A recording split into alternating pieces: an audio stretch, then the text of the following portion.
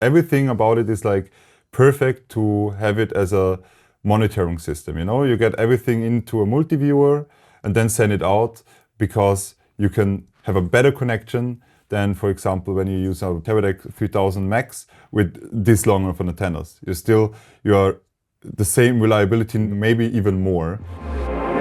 You're watching CineD, supported by B&H and CVP.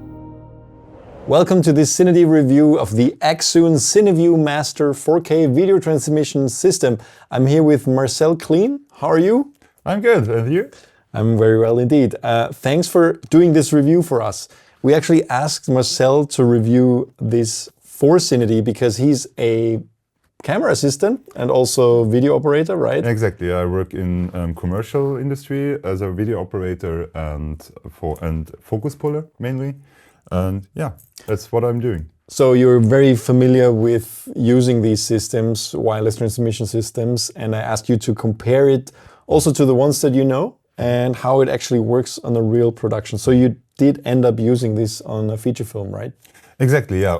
I got the possibility to work with it on an indie production for a movie. We used it as an alternative for Teradek Surf. Just wanted to look how does it work, how does it compare to other, for example, Teradek 3000 Max systems, for example, or even Teradek 4K or 6. When I held it the first time and took it out of the box when we handed it to you, I thought, wow, this actually seems more high-end than the price would suggest.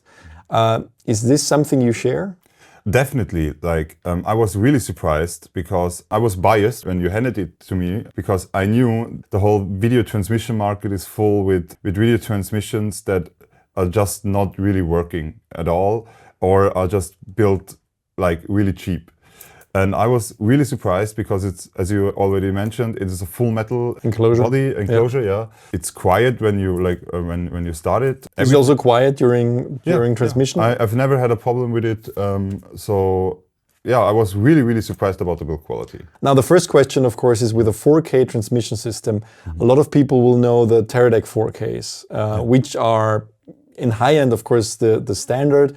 Many people will know that they use these Amimon chips that kind of give them a leg up compared to other systems because they have the lowest latency. Yeah, they have like 1 millisecond of, or even less than a millisecond of latency, which is patented by Teradek. So a lot of other video transmissions are using Wi-Fi based systems. So yeah, they're definitely, there's more delay on the Axoon than on the Teradek. But there is, of course, it's also a different market because those Teradek systems, I think the 4K is priced significantly higher, right? I mean, that's... Oh yeah, definitely. They're a lot more pricier. And when you need to have more than one receiver, it gets really expensive.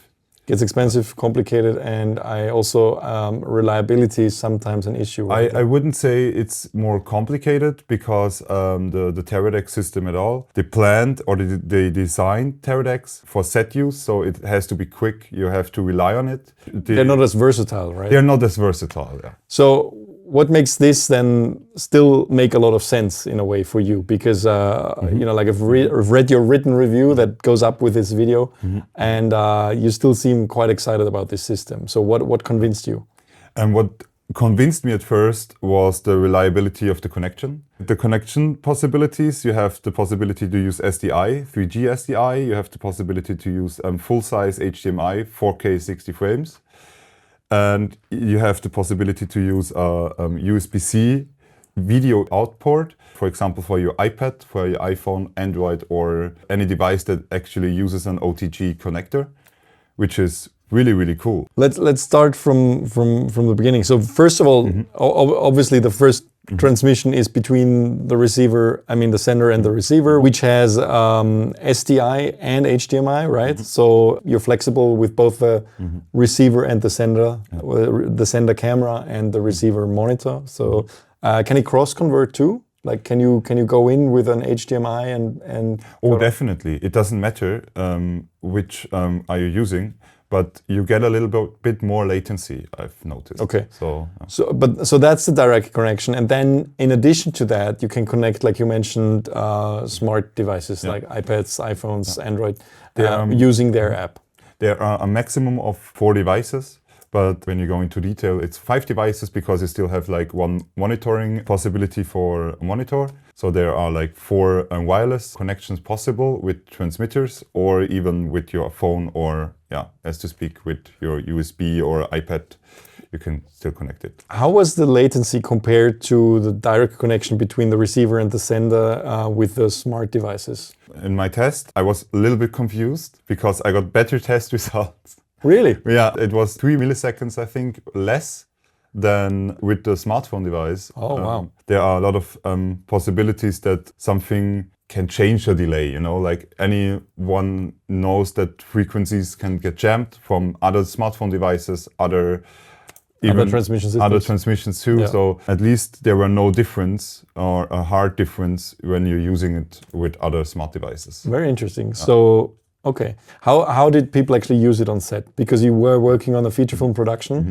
So what was the typical setup that you were using, and who were the people using it on their smartphones? And it wasn't a typical setup. Like we had A and B cam were like Alexa 35s with Teradek systems, 3000 max systems. And we used it mainly on the C cam, that was an Alexa Mini, or at the other 4 Blackmagic Pocket 6Ks we used as a monitoring device. So we didn't use it for focus pulling because I think the delay is just too much for to rely on a good focus. Yeah. So how much is the delay? On SDI, 44 milliseconds. Okay. That's what I tested. It's definitely more than Teradek, and definitely you notice it. Yeah, I mean, you're still shooting this film, right? So yeah, I'm still in it. Yeah, I will tonight I will do it. You're literally going back to set. Yeah. But you said people were sorry to see this go from set. Why? Yeah, because it was reliable. Like you had the possibility to give a picture to the art department. It's the same way you use a Teradek Surf, for example. Mm-hmm. MUAs need to rely sometimes on a picture, or for continuity, they just make screenshots. So they don't, before they go to the director and make a picture from the director's screen or something like that, they just have an app and they make screenshots over the app. The great thing about the Axoon, which the Teradek Surf is not able to do, is like you can record in the app and you can use screenshots on the app, and you have like a lot management too, which is not really important for art departments, I would say, but still the possibilities are really, really great. Well, I think also in general on a bigger set or any feature film set or something like this, or any bigger set, it's always a bit of a problem that you have the camera crew and the directors work on kind of the content of the film, and everybody else is kind of like out of it in a way, right? They don't exactly know what is currently being shot unless they are grips or whatever and are next to the set, right? So it's probably also an easy way to get everybody more involved into the production by transmitting the image to more people, right? I mean, without actually, like having the need to have additional receivers and stuff like that. So everybody has a smartphone, everybody is carrying their phone around. So of course it makes sense for them to see this, to see what's happening, and also maybe makeup department, right? To see a live stream of, do they need to fix something? Exactly. Because I think sometimes when the DOP or assistant or director says that, some makeup needs to be fixed, the makeup department would already probably have done that because they probably would have seen it earlier because it's their job, right? Yeah, so, definitely, yeah. But for example, when I work as a video operator, the most important thing for the production is to have space between the crew and the agencies. You can't have an agency and your customer and your crew next to it on set, because they will just cry over your code. So sometimes it's just important to to have this as a solution to get some space between everyone. To get distance between the client and the production. Exactly. So with Teradek, for example, you can make live streams over the Teradek Cube, which you can do with this system too. Like you have the possibility with a smartphone. You need a smartphone or a smart device that has a SIM card or internet connection for it. where you can like put in your streaming key for YouTube, for example, and stream it to YouTube. In addition to all the other stuff that Yeah, it's doing. yeah. So you could still transmit to smart Yeah, devices yeah. and, oh wow, okay. Yeah, which is amazing. Honestly, I think this is a really great idea because it just decodes it to I think H.264. What I'm hearing from you is that, I mean, there's a lot of things that it's doing all in one that you would have to use separate systems from other manufacturers if you would need to do all of those things, because Teradek Surf is just specifically made That's just an app to transmit to smartphones, right? Exactly. I explained it in the written review. Yeah. A Surf system makes a Wi-Fi onset around the Surf, and you have an app, the viewer app, and you can open it and have like an app, and you can see the picture. It supports more devices than the Axoon, definitely more devices. I think it was 10 and now it's 15, but I'm not sure right now. But I think it was at least it was 10. And if you just want to stream it again over on YouTube, for example, because when I used it the most, the Teradek Cube, for example, is for car shots. When you make car commercials, you have in Ukraine, everything is moving, the agency is driving with a follower car, you have to stream it. There is no other way. For example, when the agency is sitting 500 meters or 2 or 5 kilometers away, you have to stream it. So then you have to use the Teradek Cube, which is extremely expensive for what it is. It's just a router for a set. It just it decodes the Teradek picture and streams it over to YouTube, for example. Okay, so it sounds to me like this is, like for smaller sets, a more like all-in-one solution where you don't have to add additional devices and you still get a very reliable connection. Is there anything more you can say about reliability? Because I see, I mean, it uses different antennas and I think it's tri-band based. Yeah. What does that mean? Tri-band based means it uses 2.4 gigahertz, 5 gigahertz and 6 gigahertz frequencies. It scans it, and so it looks for which frequencies are free and the best and most reliable. And it starts to hop around. 2.4 gigahertz has a longer range than 5 or 6 gigahertz, for example. It's more reliable to use tri-band because you have a lot of more frequency to use. You are able to make 1 kilometers of range possible, definitely. I think it would be able to make that. I was able to make 400 meters. Because you didn't need more, right? I mean, you didn't test more because you didn't. I was just scared someone would steal the camera. I was like, okay, I think it's amazing because it's so reliable in urban environments, because you're able to send in between two cars, for example, without any problems. So you have the possibility to be 3 corners away from the transmitter and still get a picture out. We tested it in the castle because we are shooting this movie in a castle.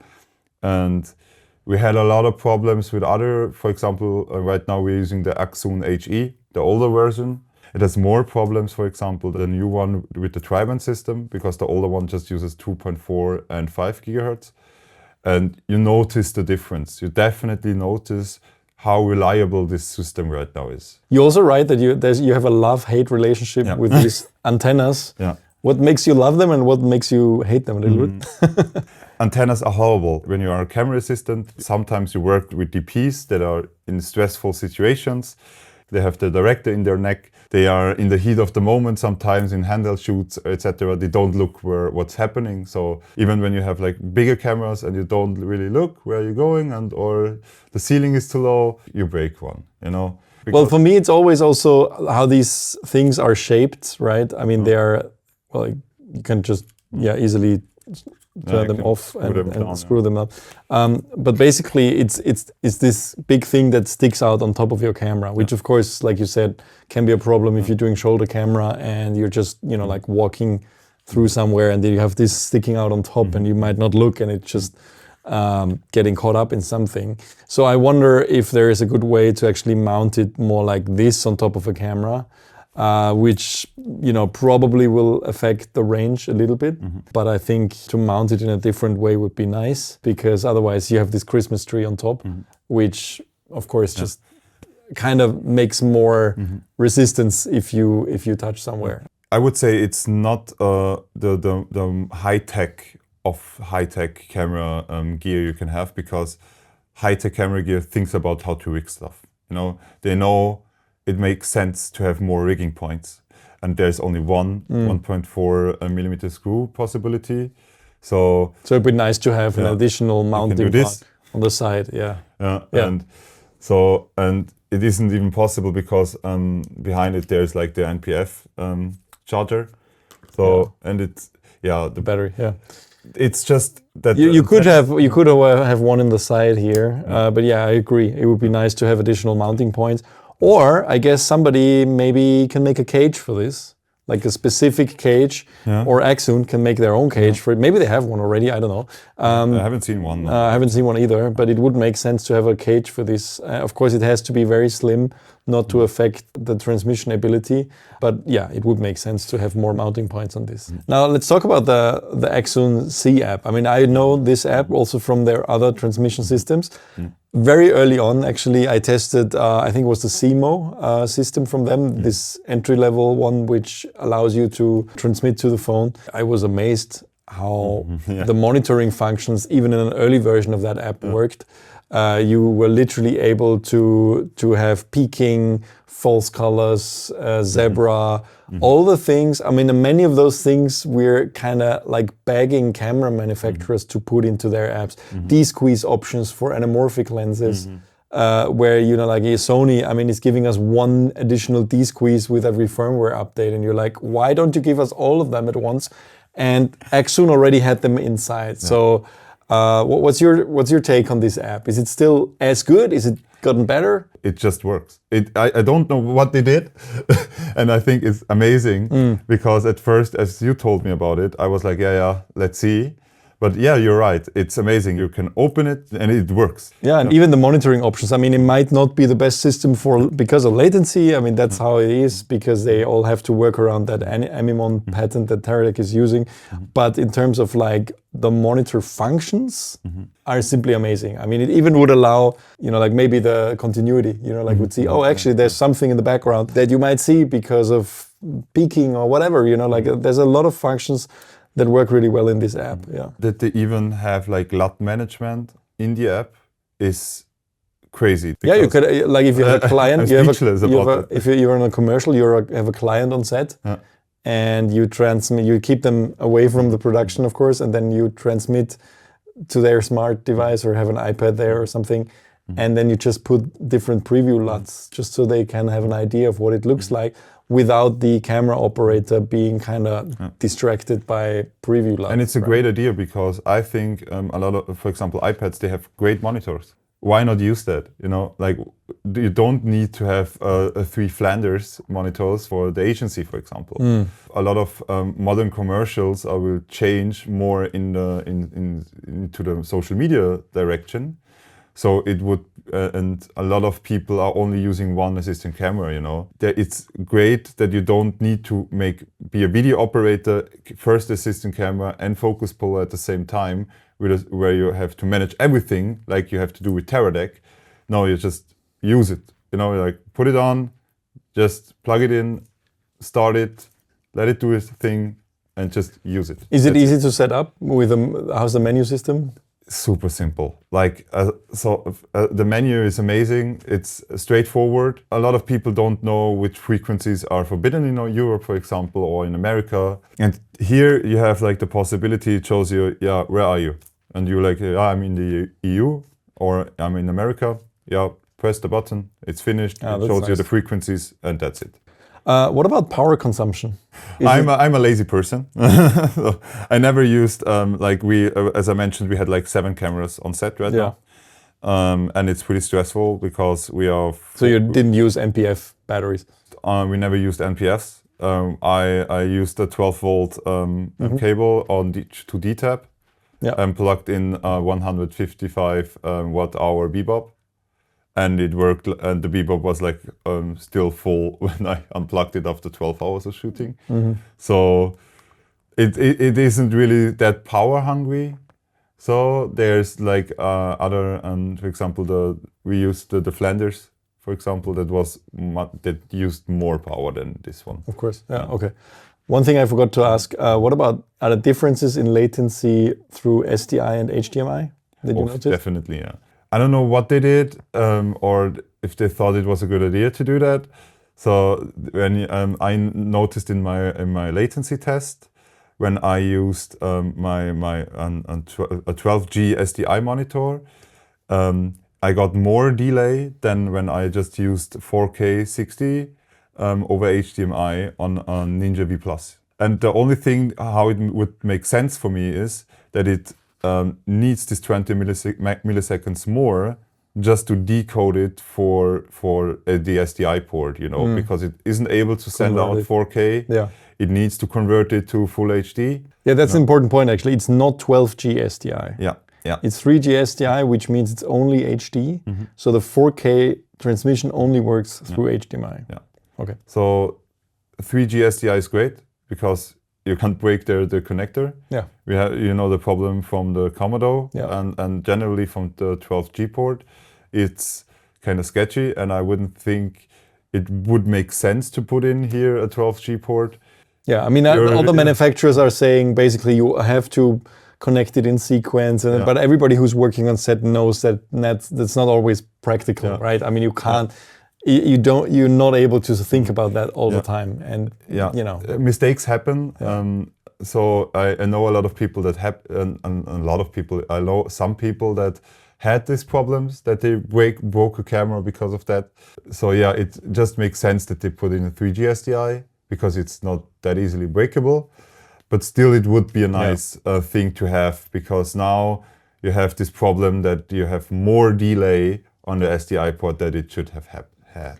So correct me if I'm wrong, just to summarize this review a little bit. You kind of came for the 4K, you know, like the 4K transmission that's possible with the CineView Master 4K, but you stayed more for the monitoring abilities and the reliability of the connections and also versatility to have all these additional devices connected to it, right? Yeah. Is that exactly, yeah, it was the versatility. I was like shocked when I saw a USB-C video out, you know. I was like, who thought that this is a great idea? Because it is a great idea.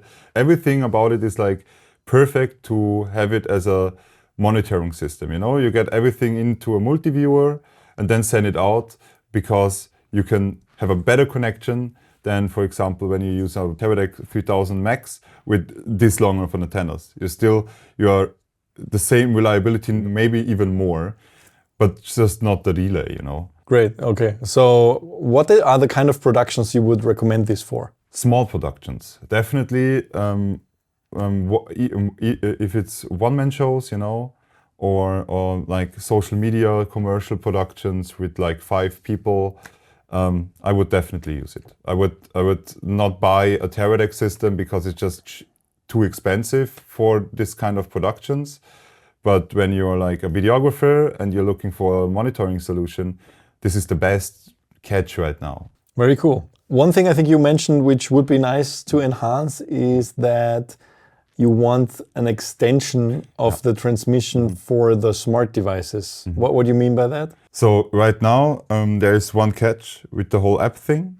There is only the transmission is able to send out the video or signal for the app. For example, we had a problem. We had like a 5-meter castle wall between the transmission and the receiver.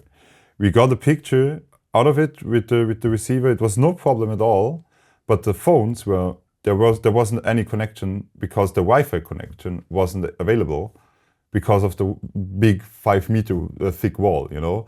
So I think there would be great in the next version of the CineView to have like an extension that they either share it, the Wi-Fi connection, or able to daisy chain it or taily it, you know. Yeah, that would be really smart actually, to have the receiver kind of extend these connections and then kind of... like a Wi-Fi repeater, you know. Yeah, that's very cool.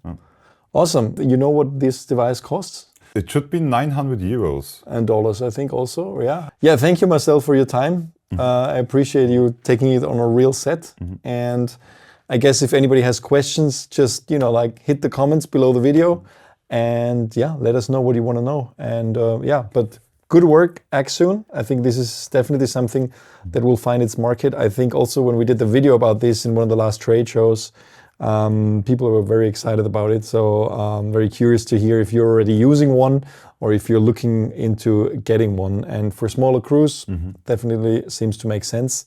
Thanks everybody for watching. Stay tuned to CineD for a lot more reviews like this one. And yeah, don't forget to hit like and subscribe. Thanks.